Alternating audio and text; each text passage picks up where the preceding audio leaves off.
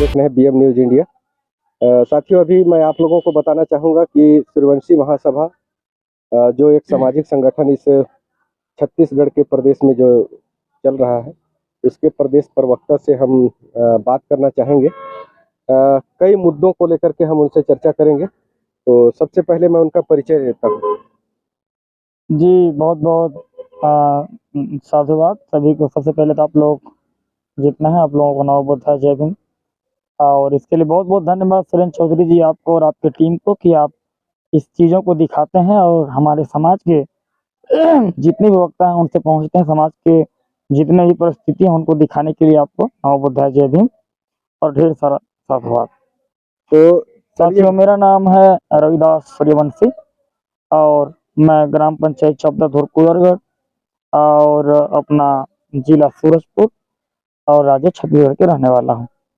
तो चलिए, बहुत अच्छा लगा आपसे मिल करके और आपके कई विचारों को मैंने सुना, तो मैं सोचा कि कम से कम आपसे बात करें और बात करके हम लोगों तक आपकी बातों को पहुंचाएं। तो चलिए, मैं सबसे पहले यहाँ पर जो छत्तीसगढ़ के जो शासन के द्वारा जो चल रहे गतिविधियों को जानना चाहूंगा कि उस पे आप क्या राय देना चाहते हैं। देखिए क्या है ना, ये शासन नहीं है। आज ये शासन जो है लोगों को खाली राशन दे रहा है हम्म, और राशन में ही सारा काम नहीं होगा, क्योंकि हम दूसरे के भरोसे राशन क्यों खाएं। बाबा साहब ने कहा कि तुम खुद मेहनत करो, खुद आगे बढ़ो। तो जो सरकार है, जो राजा है, आज प्रजातंत्र है, तो जो राजा है उसका उत्तरदायित्व होता है, जो सरकार है उसका उत्तरदायित्व होता है कि हम लोगों को ऐसा शिक्षा दें कि अपने मेहनत से स्वयं वो जो है अपना मेहनत मजदूरी कर करके और जो है वो अपना 2 वक्त का सही से चैन से रोटी खा सके और चैन का चावल खा सके। ये चावल भी जो दे रहा है ये बेईमान सरकार, जो लबरा सरकार है, ये उसमें चावल मिला रहा है। अच्छा। तो चावल जो है उसमें कई प्रकार का मिलावट हो रहा है। उसके चावल में प्लास्टिक का चावल आ रहा है, इसका जांच पड़ताल भी हुआ है। और 15 साल बीजेपी यहाँ शासन की, तो उसने एक भी आत्मानंद स्कूल या कोई भी चीज यहाँ नहीं खोला। और जब कोई भी चीज यहाँ नहीं खोला तो 15 साल छत्तीसगढ़ जो है खत्म होके रह गया। माननीय जोगी जी ने कुछ काम करने का प्रयास किया था, परंतु ब्राह्मणों की पार्टी कांग्रेस थी तो उसमें उन्होंने नहीं कर पाया, क्योंकि उतना चलने वाला नहीं है हम लोग का, हम समाज लोग का। ये आज छुपा नहीं है, इसलिए नहीं छुपा है क्योंकि एक असवड़ी बेसड़ों ब्राह्मण को मंदिर में जगह मिल जाता है और एक द्रौपदी मुर्मू जो राष्ट्रपति महामहिम है, तो उनको एक आदिवासी होने के नाते उनको छूट नहीं दिया जाता। ऐसे रामनाथ कोविंद साहब के साथ भी हुआ था, महामहिम के साथ भी हुआ था। तो ये तो दलितों के साथ बहुत बड़ा जघन्य मतलब कि एक घटना है, बहुत बड़ा अपराध, बहुत बड़ा। छत्तीसगढ़ में आज भी देख लीजिए, उस समय कोई नहीं हुआ। अभी कांग्रेस ने जब आत्मानंद खोला तो रमन सिंह लबरा जो है वो पूछ रहा था कि आप बाहर से क्यों ला रहे हैं। अरे लबरा को समझ में नहीं आया कि मैंने 15 साल रहा, आज तक ऐसा स्कूल नहीं खोला कि वहां से 20-25 टीचर तैयार हो जाए कि कोई भी सरकार है तो उसको बाहर से लाने की जरूरत ना पड़े। ये लबरा को पहले सोचना चाहिए दूसरे पे उंगली उठाने से पहले। और ये दोनों लबराओं ने 20 साल शासन कर लिया। 20 साल पहले छत्तीसगढ़ को धान के कटोरा के नाम से जाना जाता था, लेकिन आज छत्तीसगढ़ को भारत के नंबर 1 राज्य गरीब के नाम से जाना जाता है। तो मैं ये बोल रहा हूँ आपसे कि जैसे अभी छत्तीसगढ़ में ST SC के जाति प्रमाण पत्र, फर्जी जाति प्रमाण पत्र बना करके जो कई स्वर्ण ब्राह्मणों ने और ठाकुर जो यहाँ पर नौकरी कर रहे हैं, उसके बारे में आप क्या बोलेंगे। जी देखिए, ये जाति के लोग जो होते हैं ना, इसमें से 75% जाति, इसी जाति के लोग में से जो सवर्ण जाति हैं, इसमें से 75% लोग जब ये आर्य थे तब भी आगे अपना बहन बेटियों का हम तो सौदा किए। आज जब बाबा साहब हमको ये नौकरी दे दिए, जिस जाति के लोग अछूत मानते हैं वो खुद या अछूत बन करके नौकरी कर रहे हैं और हमारे आरक्षण को पूरा हड़प के लोग बैठे हैं। जो सरकार है उसकी जवाबदारी कैसे बेईमान लोगों को लात मार के इस देश से बाहर निकाल देना चाहिए। जैसे उसमें से 758 लोगों का जी जिसपे जांच बैठाया गया, तो उसका जांच किया गया जी, और जांच करने में 2012 से ये 23 चल रहा है जी, है ना, 22 तक कुछ उसमें मिला, त्रुटि मिला जी, जिसमें 200 मतलब 758 जो थे उसमें से 269 लोगों को दोषी पाया गया जी। उसमें से 90 लोग तो कोर्ट से स्टे ले लिए जी। उसमें से कुछ लोग मर गए, जी कुछ रिटायर हो गए, जी। तो उसको आप क्या कहना चाहेंगे? देखिए, पहले तो ये जो पहला सरकार रमन सिंह है, हम्म, ये ठाकुर जात का, इसलिए जातिवाद का मैं आरोप लगा रहा हूँ क्योंकि इन्होंने ऐसा काम किया। हम्म, तो ये जो बने थे, तो अगर वास्तव में राजपूत का मतलब क्या होता है, छत्री क्या होता है, छत्री जाति पे बुराई नहीं कर रहे हैं, छत्री क्या होता है। संत रविदास ने कहा, दीन बंधु दिन दुखियों के लिए वारे जो अपनी प्राण, संत रविदास कह रहे वही साचा छत्री जान। छत्री का मतलब होता है जो दीन दुखी, दीनबंधु, दलित, वंचित, पीड़ित, शोषित, इनके लिए जो अपने प्राणों का निछावर कर देता है, वही असली क्षत्रिय, वही असली राजपूत है। रमन सिंह तो असली राजपूत भी नहीं है, ये राजपूत का नाम तो कलंक है। हम राजपूतों जातियों से विरोध नहीं करते, क्योंकि जो सच्चा राजपूत होगा वो ऐसा काम नहीं करेगा। ये राजपूत नहीं है, राजपूत के नाम पे धब्बा है लोग।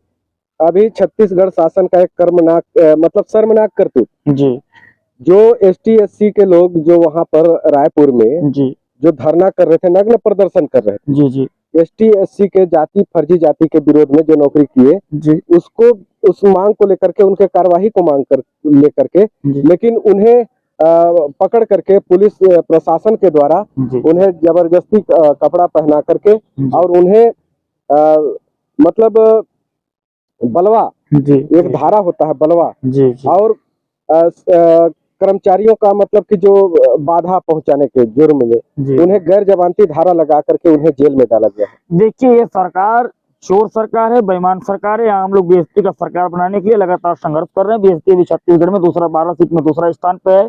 14 सीट पे चुनाव लड़ी थी, 12 सीट में दूसरा स्थान, 2 विधायक जिता लिए हैं।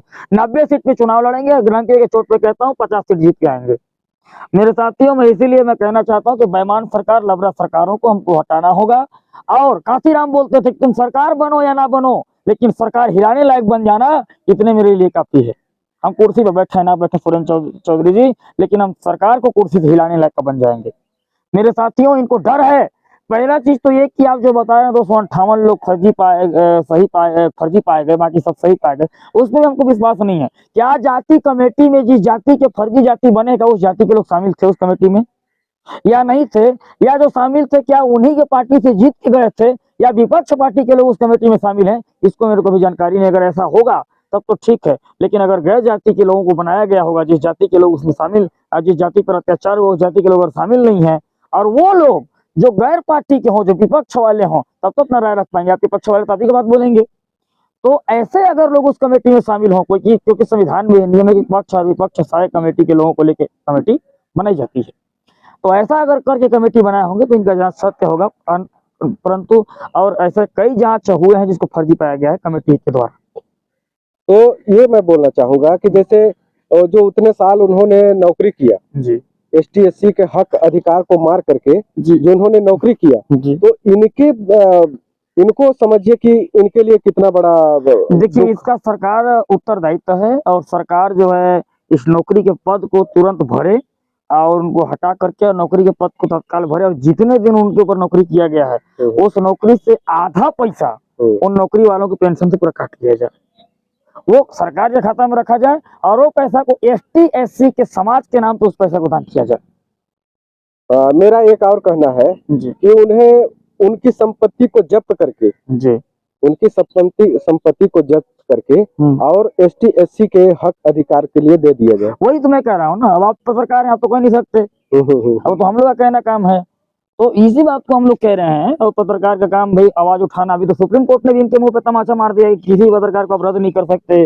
और उससे कोई सबूत नहीं मांग सकते, क्योंकि पत्रकार का काम है भाई लोकतंत्र का आवाज तो पहुंचाएगा। लेकिन ये लोग क्या करते हैं, भाजपा शासित के लोग, कांग्रेस शासित राज्य के लोग, ये लोग जो है एक लिफाफा में बंद करके सुप्रीम कोर्ट में जाके देते हैं, बोलते हैं कि ये चैनल गलत है, चैनल को बंद करो। लेकिन माननीय सर्वोच्च न्यायालय सुप्रीम कोर्ट ने इनके गाल पे तमाचा मारा है, शासन लोग का मुंह बंद हो गया है।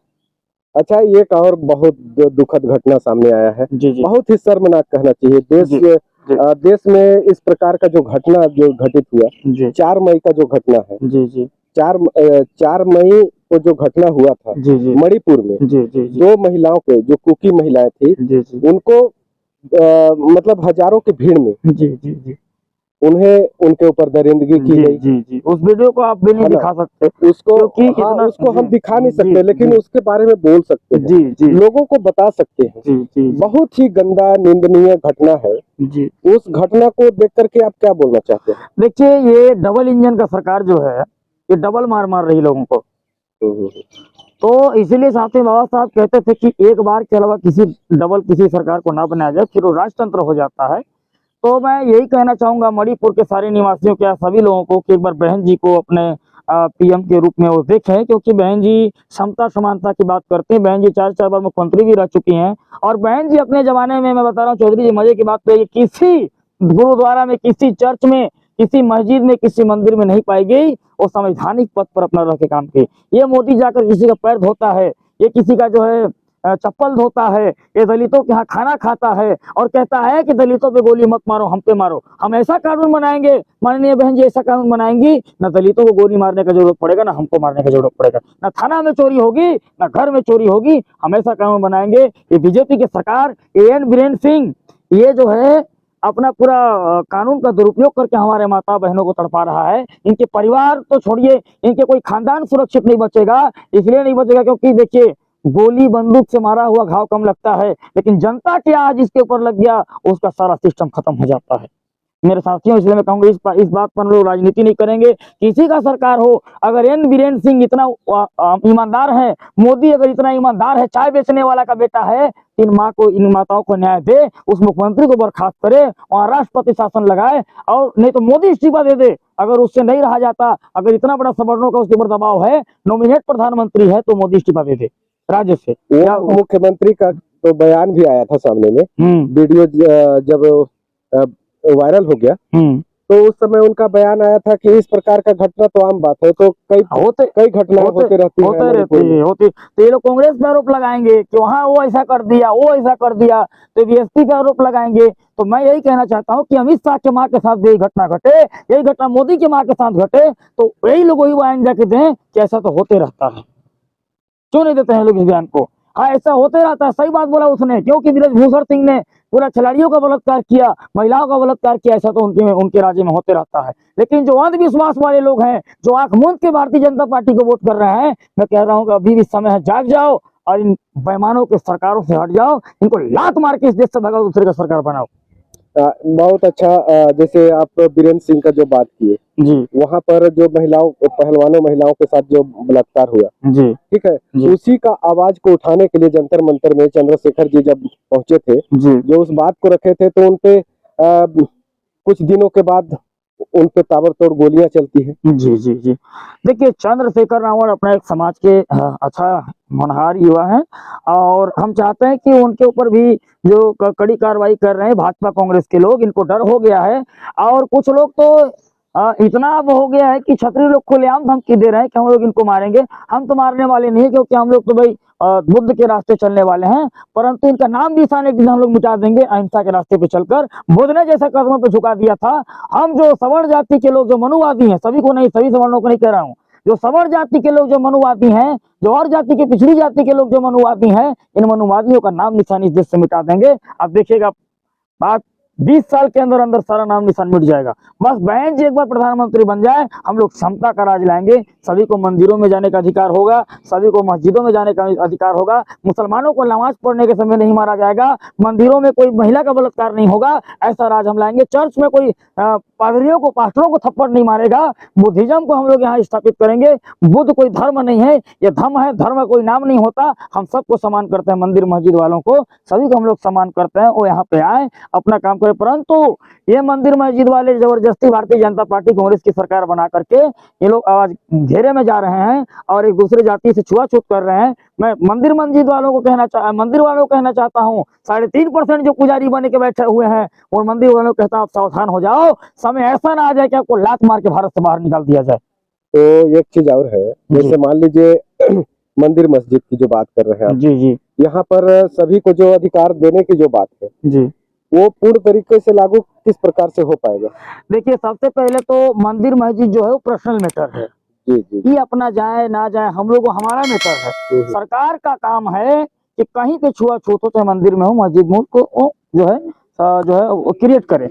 और सरकार का पहला काम है कि शिक्षित बनो, संघर्ष करो, संगठित रहो, इस पे ध्यान देकर लोगों को पहले शिक्षा दे। सरकार ऐसी शिक्षा दे, पहली से लेकर 5वीं तक सबसे पहले बच्चों को ये पढ़ाया जाए कि आपका संस्कार क्या है, आपका व्यवहार क्या है, आपको बनना क्या है। 6वीं से लेकर 10वीं तक बच्चों को ये पढ़ाया जाए कि आपको कैसे आपको जो है पौधा लगाना है, कैसे पेड़ लगाना है, कैसे कोशिका बनता है, कैसे आप बनते हो, ये पढ़ाया जाए। और 11वीं से लेकर 12वीं तक ये 2 में पूरा बच्चों को सुई लगाने के लिए पूरा सिस्टम, विज्ञान का सिस्टम कुछ बनाने के लिए टेक्निकल और वो क्या बोलते हैं उसको इलेक्ट्रिशियल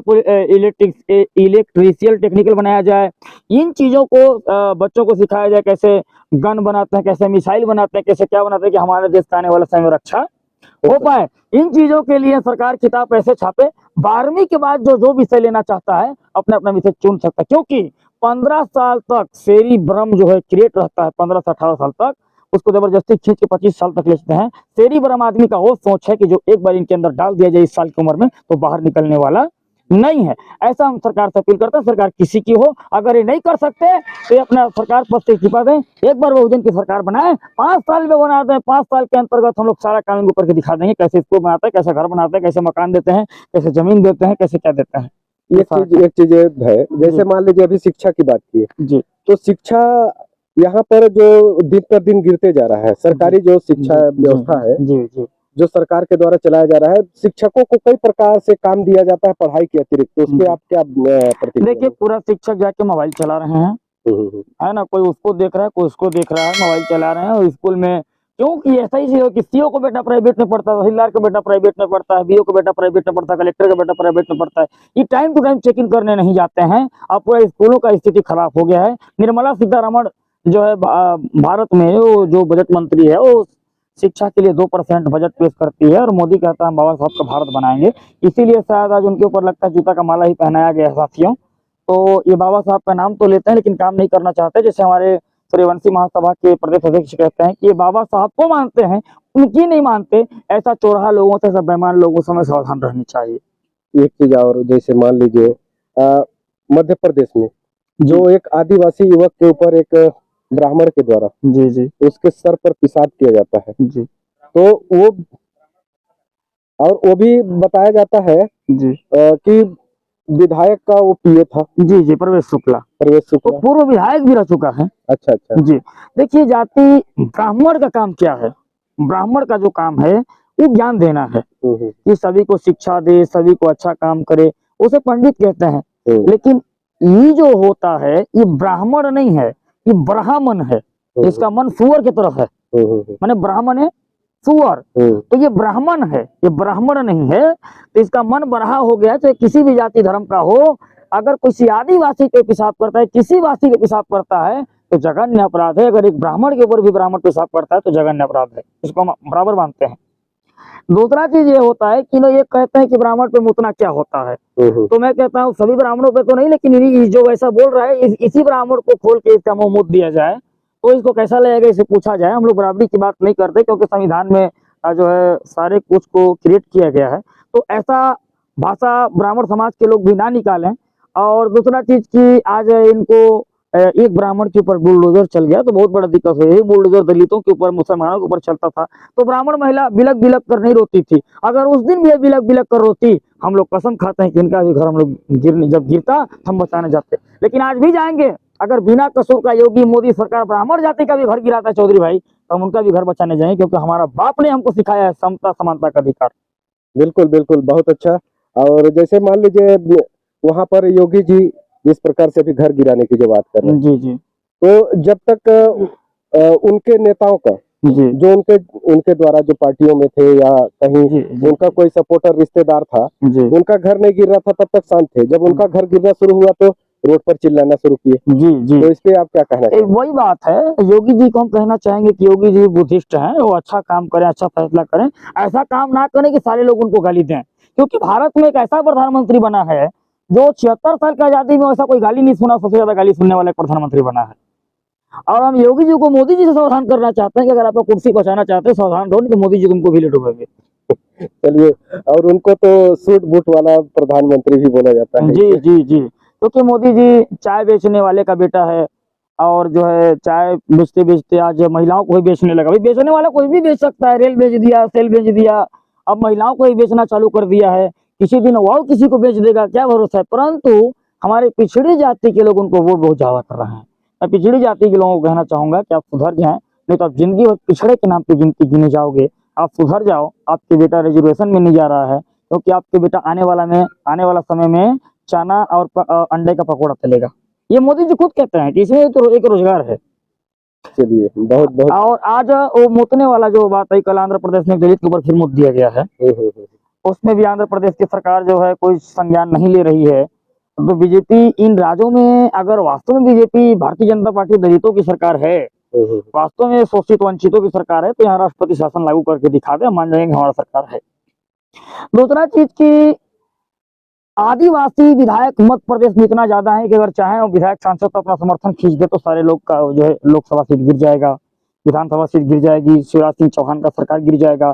परंतु कोई आदिवासी कांग्रेस बीजेपी के लोग नहीं बोले। बहन जी माननीय बहन जी ने एक ट्वीट किया और पूरा उनको घोबाल घेर लिया गया। फिर चंद्रशेखर ने भी ट्वीट किया और सारे लोग बहुजन समाज के नेता लोग मिलकर उसका घर को गिरवा दिया। सरकार को संज्ञान लेना पड़ा। अब उन्होंने कहा कि उनके बाप दादाओं ने कहा कि परिवार का उसमें क्या गलती थी, तो उसमें परिवार की गलती ये थी कि आप लोगों ने सही संस्कार नहीं दिया था। आप लोग घर से जातिवादी मानसिकता उसको पैदा किए थे कि वो समार है, वो डमार है, वो धंकार है, वो बसोर है, वो आदिवासी कोरवा है, कोड़ा कोले कुंडी है, कई प्रकार का उनको आप लोग शिक्षा दे के रखे होंगे, तब तो कहीं ऐसा उसने किया नहीं। तो शिक्षा पाया कहाँ से कि इस जाति का व्यक्ति है, कहाँ से जाना वो। बिल्कुल बिल्कुल। तो इसलिए उसका दंड इनको भी मिलनी चाहिए। और क्योंकि जाति इन्होंने खुद बनाई है, हम नहीं कहते। ये आरएसएस के प्रमुख मोहन भागवत ब्राह्मण कहता है कि जाति ब्राह्मणों ने बनाई, इससे भारत को नुकसान हुआ। तो यहाँ तक तो ये भी है कि बोला जाता है कि ये आर्य जो है बाहर से आए हुए हैं। नहीं देखिए, आर्य बाहर से ये आए, लेकिन ये आर्य नहीं है, आर्य बुद्धिज्म शब्द है। अच्छा अच्छा। आर्य माने श्रेष्ठ, यहाँ आके आर्य बन गए। ये विदेशी है, ज्यादा दिन इनको आए हुए नहीं हो रहा है। ये मान लीजिए 6वीं 7वीं शताब्दी में आए हैं, उससे पहले नहीं आए। जो मैक्स मुलर ने कह के बताया कि 1500 ईसा पूर्व आए, ये भी गलत बताया है, क्योंकि इनके पास भी कोई आधार नहीं था। एक पुस्तक के आधार पर लिख दिया। लेकिन अब जो इंस्क्रिप्शन मिल रहे हैं, सम्राट अशोक के मिल रहे हैं, सारे लोगों के मिल रहे हैं, उसमें कोई आर्य का जो संस्कृत भाषा का उल्लेख नहीं दिख रहा है, इनका मंदिर नहीं दिख रहा है। तो हम इस बात को मान सकते हैं कि मैक्स मुलर ने जो लिखा उस समय उसका इतिहास झूठा नहीं है। उसने जो है तथ्य को खोज नहीं पाया, उस समय खोजने का उतना व्यवस्था नहीं हो पाया था। बाबा साहब की भी कुछ चीजों ने खोज की व्यवस्था नहीं हो पाया, इसलिए पूरा इतिहास को नहीं खोज पाए हैं। आज जो खोज में मिल रहा है, तो ब्राह्मणों का 1500 ईसा पूर्व आने वाला, 5000 ईसा पूर्व आने वाला साबित पक्का झूठ साबित हो रहा है। ये लोग पहले से नहीं आए, ये 6वीं शताब्दी 8वीं शताब्दी में लोग यहाँ पहुंचे हैं। चलिए बहुत अच्छा।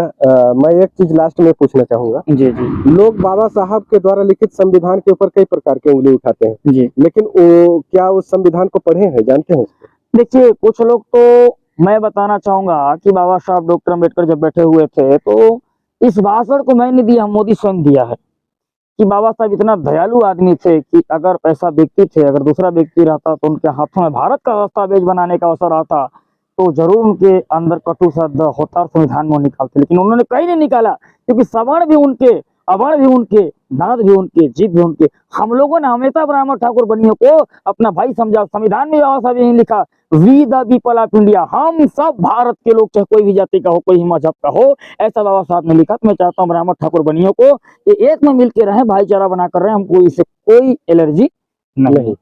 तो एक चीज और है, जैसे मान लीजिए जो इस प्रकार से आदिवासियों के साथ, ST SC के साथ जो हो रहा है, OBC के साथ भी जो हो रहा है, जी जी, तो ऐसा तो नहीं है कि हिंदू राष्ट्र आने का जो ट्रेलर है? नहीं, इनके बाप हिंदू राष्ट्र घोषित नहीं कर सकते, कौन है।